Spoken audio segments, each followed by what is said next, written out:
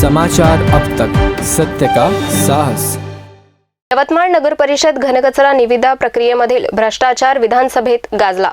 या प्रकरणामधील चौकशी अहवाल मुख्यमंत्र्यांकडे पाठवण्यात आला असून 8 दिवसात कारवाई करणार असल्याचे नगरविकास राज्यमंत्री उदय सामंत यांनी सांगितले होते। सभापती नीलम गोरे यांनी सदर प्रकरण डाऊन टू अर्थ असल्याचे सांगत विभागीय आयुक्तांनी कारवाईची सूचना केली असल्यामुळे अधिवेशन संपवण्यापूर्वीच कारवाईची अपेक्षा व्यक्त केली होती।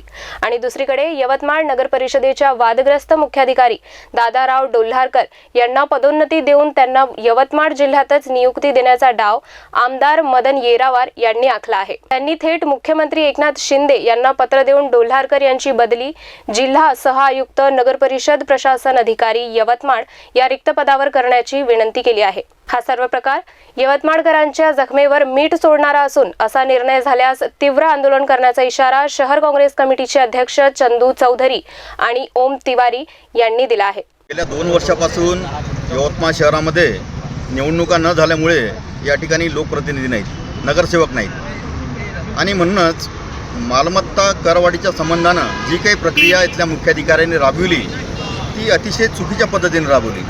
महाराष्ट्रातीलच इतरही काही नगरपरिषदांमध्ये अशा प्रकारची प्रक्रिया राबवावी अशा प्रकारचे आदेश शासनाने दिले, परंतु तिथल्या मुख्याधिकाऱ्यांनी सांगितलं की या करवाढीच्या संबंधानं जी काही आक्षेप सुनावणी घेणारी समिती असते, निर्णय घेणारी समिती असते, ती अस्तित्वात नसताना अशा प्रकारची ही मालमत्ता करवाढ करणं अशक्य आहे आणि म्हणून शासनाने सुद्धा त्या सगळ्या प्रक्रियेला त्या ठिकाणी स्थगिती दिली।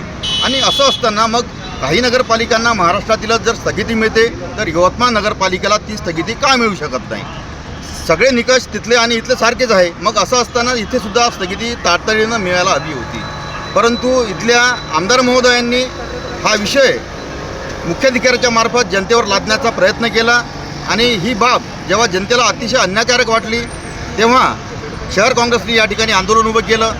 इथल्या मुख्याधिकाऱ्यांनी अतिशय चुकीच्या पद्धतीनं 2-2, 3-3 हजार नागरिक दर दिवशी आक्षेपाच्या सुनावणीकरता बोलून त्यांना ताटकळत उभं ठेवलं, त्यांची प्रतारणा करण्यात आली।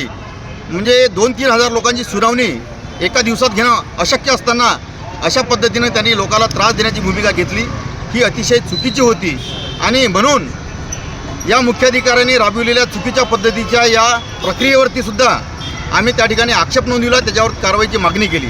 त्याच पद्धतीनं अनेक प्रकारच्या निविदा प्रक्रियेमध्ये इथल्या मुख्याधिकाऱ्यांनी अफरातफरी केली, अनियमितपणा केला।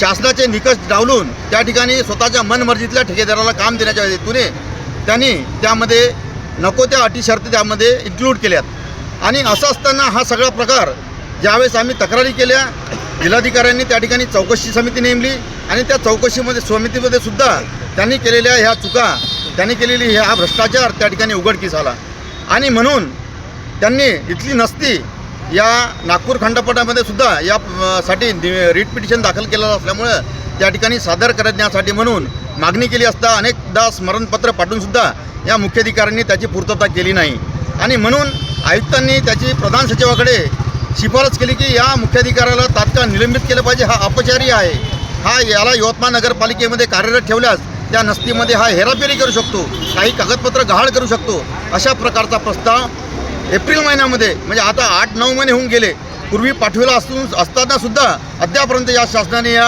मुख्याधिकाऱ्यावर कारवाई केली नाही। म्हणून हा विषय विधिमंडळामध्ये नागपूरच्या हिवाळी अधिवेशनामध्ये, विधानसभेमध्ये तसेच विधान परिषदेमध्ये यावर चर्चा झाली आणि त्या चर्चेमध्ये सुद्धा नगरविकास खात्याच्या मंत्र्यांनी त्या ठिकाणी आश्वासन दिलं की विधानसभेमध्ये येत्या 3 दिवसामध्ये कारवाई होईल, तसेच विधान परिषदेमध्ये अधिवेशन संपण्यापूर्वी इथल्या मुख्याधिकाऱ्यावर तात्काळ निलंबनाची कारवाई होईल अशा प्रकारचे आश्वासन देऊन सुद्धा आज महिला लोटत आला, परंतु त्याच्यावर कारवाई झाली नाही। म्हणून नाईलाजाने आम्हाला या ठिकाणी अशा पद्धतीने आंदोलन करणे भाग पडले। समाचार अब तक साठी सय्यद मतीन, यवतमाळ।